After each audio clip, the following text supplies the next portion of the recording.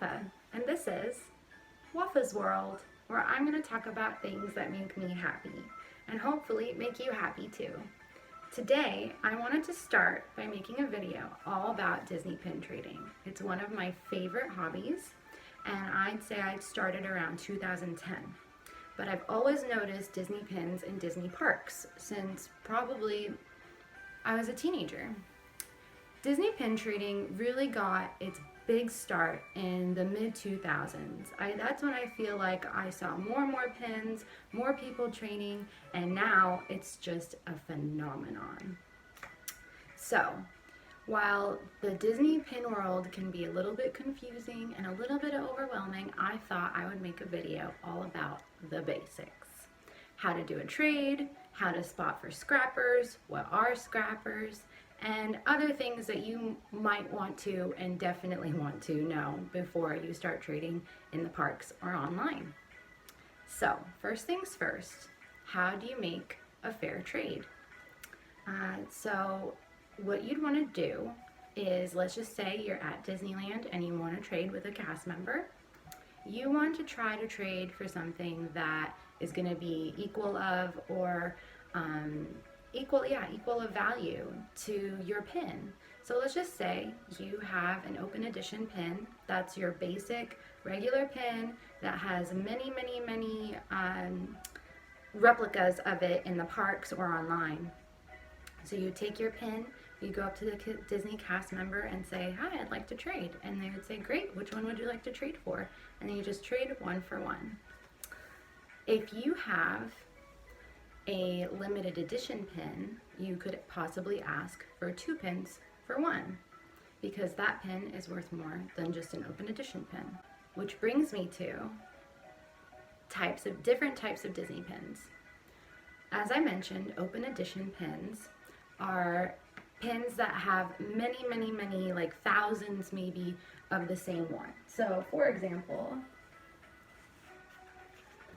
this is my kind of random board right now, but right here, these are my current open edition traders. So there's no limited number on how many of these are made. There are as many made as Disney made, which, I mean, I could only fathom how many Jasmine purses are out there.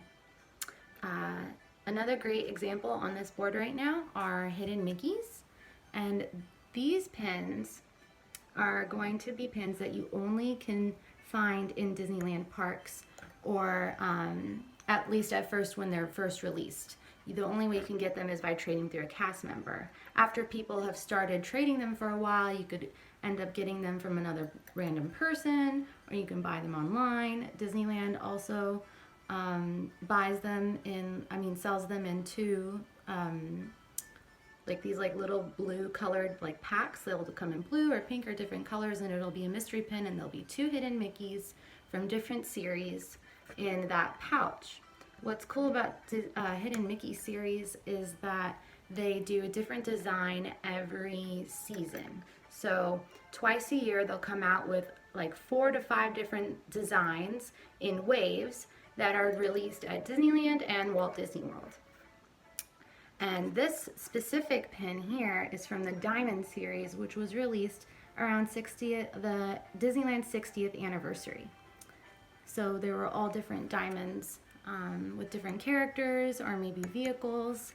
And then just to explain further, there's so many different types of open edition pins. There's even mystery packs. So for example, the purses is a design line that came in 5 packs.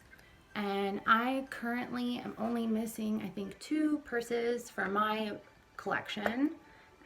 This is a cutie collection, so they're all cute and stylized like that. But moving on, other types of pins include limited release, meaning that they made many copies of these pins, but they were only released for a short amount of time. For example, I have a Jasmine pin that has her like against like a glass stained box, and she was a limited release, like princess release, that came with like a mystery pin, and that was only released for maybe like 3 or 6 months or something like that. I'm not completely sure on the dates. Other types of pins include DSF, which is Disney Soda Fountain, which is the Ghirardelli store in Hollywood Studios in California. Those pins are really hard to get sometimes. You'll go like early in the morning, wait in line, and then you have to get into a raffle because they're limited edition of 300 to 150. Sometimes they'll even do smaller editions. Other types of pins, Mickey's of Glendale, only Disney employees, cast members can buy those pins. So they're even more highly sought after and will possibly go for hundreds of dollars depending on the design or the character that's included. Another group like that would be WDI, Walt Disney Imagineering. And those pins are really beautiful. Again, only cast members can buy them, so the only way that regular people can access them is through trading or buying from the cast member or somebody else that had already bought from the cast member. So those pins are very, very valuable. Let's see if I'm missing anything. I wrote it all down just in case.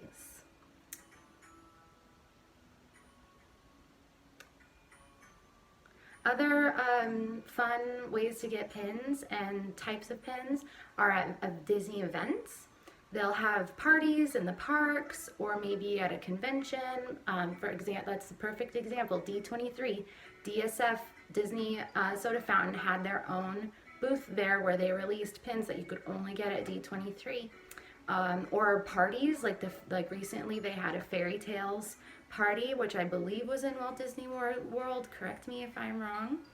And those pins were only accessible if you went to that event or again bought from somebody that did go to that event or trade with them. And last but not least, actually 2 more things. Annual pass holder, AP for short.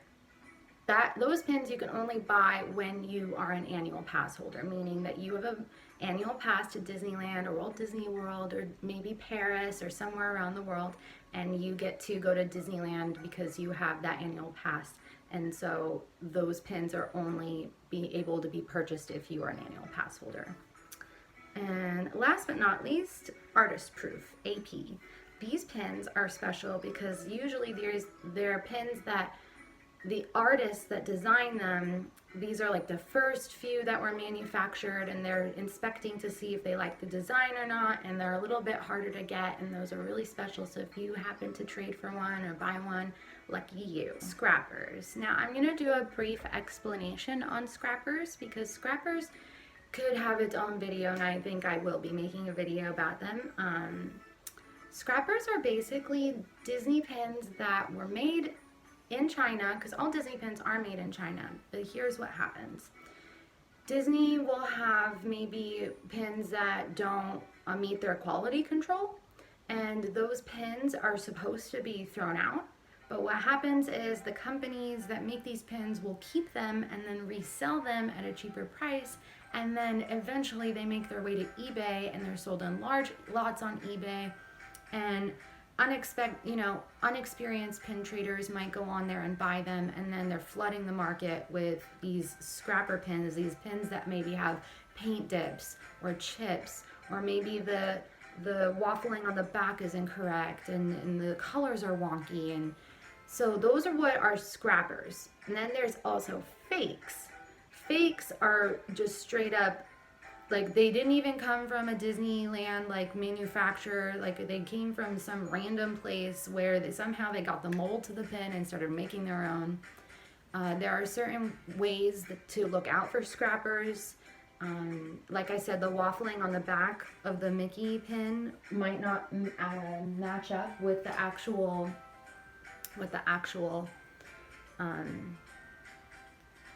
lining of the pin. As you can see, this is a real pin.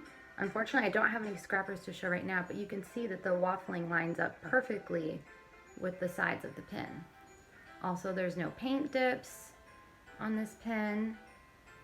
All the lines are sharp. There's no blurring. There's no like stroke. If you feel the pin, you can like feel like the lines on it. That's a good sign. that's as deep as I'll go for scrappers for now. So definitely watch out for those. You don't want to be a part of that problem. That would be really great if you could find other forms of purchasing Disney pins, which brings me to my next subject. Where can I get authentic Disney pins at an affordable price? Facebook groups are a great space where you can see the pins up close. People will take pictures of the back of the pins. There are different groups that you can apply to join to. It's pretty easy. I belong to 2 Disney Facebook group pins at the moment, and I feel safe buying from other Disney fans and just being able to see the pictures. Another reputable seller that I've used in the past is Diz Pin Trading for You. I will include the link down below. It is owned by a woman down in San Diego, and they are all authentic. I've bought from her before. She sells pin lots at good prices and has sealed mystery bag pins. Again, eBay is going to be a dangerous place, but if you do see that the seller has a lot of great reviews, and or like a nice guarantee to get authentic pins is to buy those sealed bags, those mystery bag pins, and like the purse ones that I have. Those came in sealed bags. Another good place for Disney pins would of course be shopdisney.com. They might have a sale that is going on that you could take advantage of the sale. Disneyland itself is great because if you want an authentic limited edition pin, the best way to get the best deal is buy the pin when it's first released. Maybe you have a friend that's an annual pass holder, or you're an annual pass holder, or you can even buy limited edition pins outside the parks. You can go to Downtown Disney, you can buy it there. And let's see, what else do I have written here? I'm glad I wrote all of this down. It's a lot. Outlets are a great spot. They'll have Disney pin outlets maybe in an outlet mall. I've heard of my friends going to outlets and getting really good deals there. Also conventions. I've been to Comic-Con and WonderCon, and each time I've gone, there's always been 1 to 2 different Disney pin booths that I've been able to get really great deals. I remember WonderCon of 2017, I went to a booth that had $2 per pin, and I bought $70 worth of pins. I spent a lot of my WonderCon budget on pins, but I just couldn't help myself. It was such a great deal. So yeah, that's about it for where to buy. Last but not least, actually, I'm just remembering, Reddit.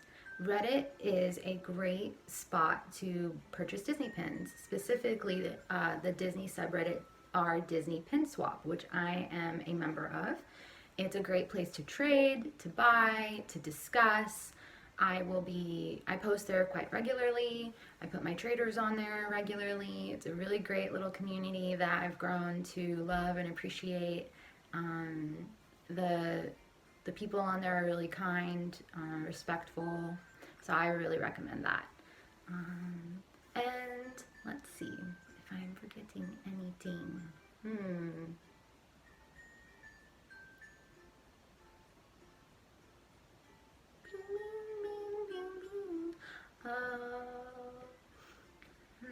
I don't know what else to say, so I guess I'll wrap it up now today. Woo! Thank you for watching, and please look forward to other Disney pin videos that I will be posting up hopefully soon. And please don't forget to like and subscribe. I am going to be including links down below of things that I mentioned, and I hope you have a magical day. Love you. Bye.